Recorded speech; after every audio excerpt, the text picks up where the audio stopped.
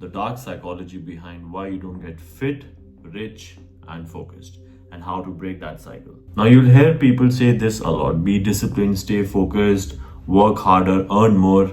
And yet, almost everyone wants to succeed. Everyone wants a sharp mind, everyone wants a strong body, everybody wants a stable financial future. And still, most people don't get there. Not because they're lazy, but because they lack ability. Because something older, deeper, much darker is very quietly controlling their choices. Today, we are stepping into the hidden psychological chamber inside your mind. The place where your habits, your fears, childhood experiences, and your biology secretly negotiate your future without your knowledge. And here's the twist: the same invisible mechanisms that stop you from being rich also stop you from becoming fit, also destroy your focus. It's one single pattern. How you do everything is how you do everything. Now, I would want you to stay till the end because the finale ties in everything together in a way that might genuinely change how you see yourself. Point 1. Your brain prefers familiar pain over unfamiliar success. That's point number 1. Now, here's the uncomfortable truth. Your mind does not chase success, it usually changes familiarity. Now, if chaos was normal while you were growing up, your brain unconsciously starts to recreate that chaos. If you grew up feeling inadequate, self-worth feels foreign. If you grew up around financial stress, wealth feels uncomfortable. Now, your brain is obviously trying to protect your emotional baseline. The internal climate it considers normal. It doesn't care whether the baseline is healthy, it only cares that it's predictable. That's why people generally tend to self-sabotage as soon as they see progress. That is why when someone's losing weight, they suddenly overeat. When someone's earning money, they suddenly start overspending. And when someone's studying, they end up doom scrolling for no reason. Your brain is not pulling you towards failure. At that point, your brain is pulling you towards familiarity. Now, that does not mean you're weak. That just means that you're in a pattern. I'll give you a fitness example. If you've believed your whole life that you're unathletic, consistency and being athletic feels unnatural. Finance example. If you've always associated money with conflict, financial growth seems threatening.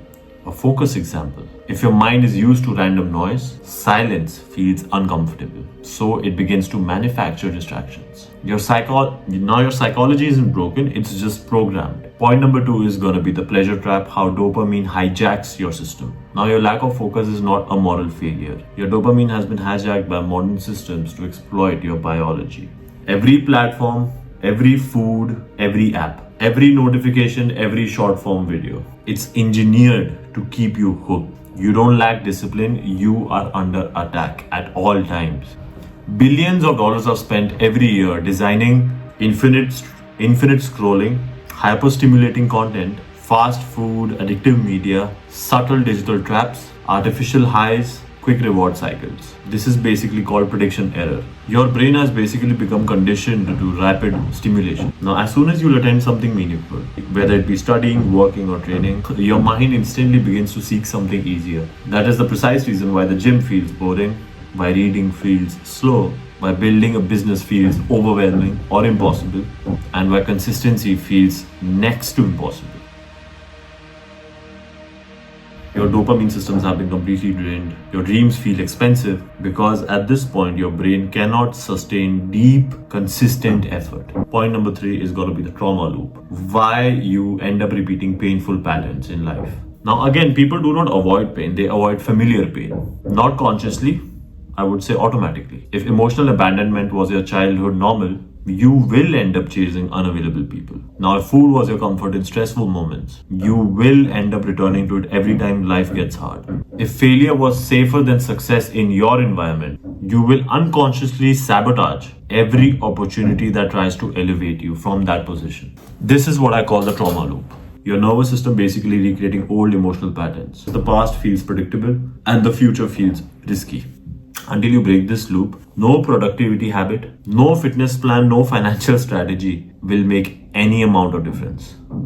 It will basically amount to nothing. You're not protecting your future at this point, you are trying to protect your past. Now, the big reveal, why you're stuck. Look, now your nervous system is basically working on an outdated identity. Look, your inner identity is old and you're trying to live a new life with an outdated psychological system or a mindset, you can call it. Your financial identity is outdated, your fitness identity is outdated, your focus identity is outdated. Your brain is At this point, your brain is trying to remain loyal to a version that you've already outgrown.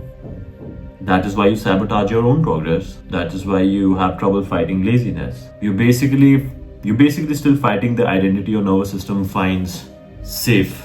Your life changes when your identity changes. Now the answer, how to break this cycle, how to get out of this infinite loop. A lot of people believe that the identity shift occurs due to grand gestures or grand changes in your life. That's not the truth. It shifts through small repeated actions. Identity nudges, as I would call it. One healthy meal ends up becoming I'm someone who eats healthy.